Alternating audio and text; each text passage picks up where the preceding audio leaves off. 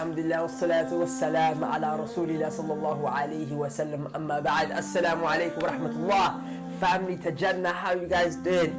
MashaAllah, tabarakallah. It's an honor and a privilege to be speaking to you guys once again.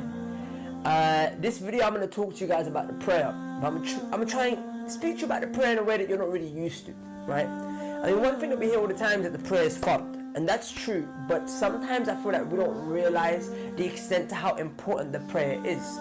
We know in the Quran that Allah subhanahu wa ta'ala tells us that He did not create mankind or jinn except that they may be enslaved and worship Allah. He's saying ain't no reason except this. No reason whatsoever. He negates anything and then He gives the only exception, and that is to worship Him subhanahu wa ta'ala. And the primary means of worship is the salah, or the namaz as we say back home. Now, let me ask you something. Some of you may have pets at home. You might have a dog, might have a cat, budgie, hamster. Let's say cat, because I've got a cat. If your pet dies, if your pet cat dies, or your pet dog dies, do you still keep it in the house and pet it every now and again? Put a plate or a bowl of food, milk, water in front of the dead dog's body? No, that would be extremely strange. You would get rid of the cat, dispose of it, bury it, because it no longer fulfills its purpose. A human being that does not pray, my beloved family, listen very close, a human being that does not pray is like a dead dog in Allah subhanahu wa ta'ala's world. Not long before Allah subhanahu wa ta'ala will just do away with this corpse and replace it with someone better. So before that happens, give life to your heart with the permission of Allah through the prayer. Now,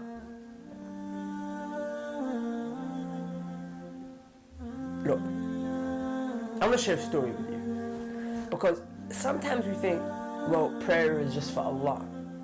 But in essence, Allah makes it clear in the Quran, He doesn't need us to worship Him. So then, why worship Him?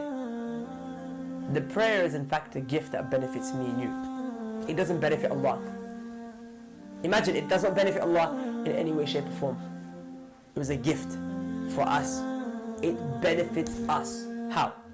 Well, there were two men from the previous generations.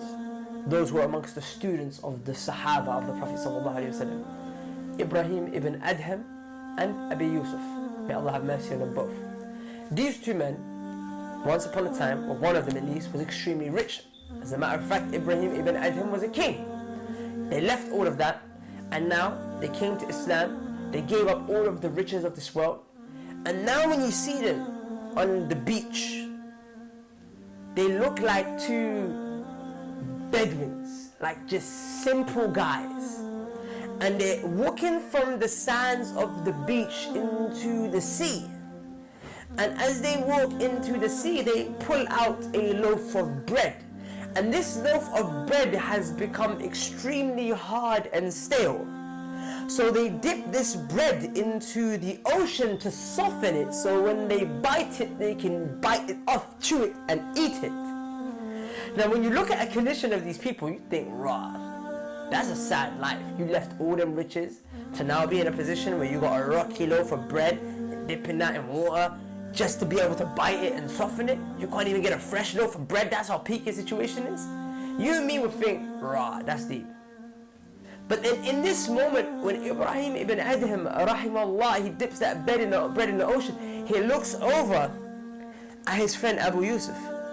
He smiles and he says, Wallahi, if the princes and the kings knew of the happiness that we feel, Wallahi, they would go inside of their houses. They will pick up their swords, they will pick up their straps, their shanks, their sniper rifles. They will come running at us and they will try and kill us and fight us for this happiness that we feel. They experience real happiness. You know where that happiness came from? It came from having a connection, a relationship with Allah subhanahu wa ta'ala. It's one of those things where until you experience it, you have no idea what you're missing out on. I used to be a rap artist. I had money, I had power, I had what you want as a teenage boy. And I had what most people are chasing for. They don't get to the age of 50, they don't get that. I had it at 18, 19, 20. And I tell you, it didn't make me happy. Wallahi, I left it for the sake of Allah. And I stand before you, I don't feel anyone is happier than me. You may be. I challenge you though.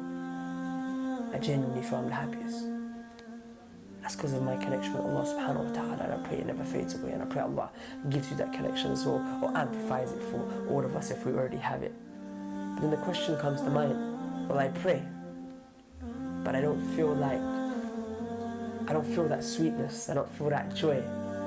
Well, if you don't, it's okay, because I have a video that I've prepared on this issue specifically, and the link to this video is below.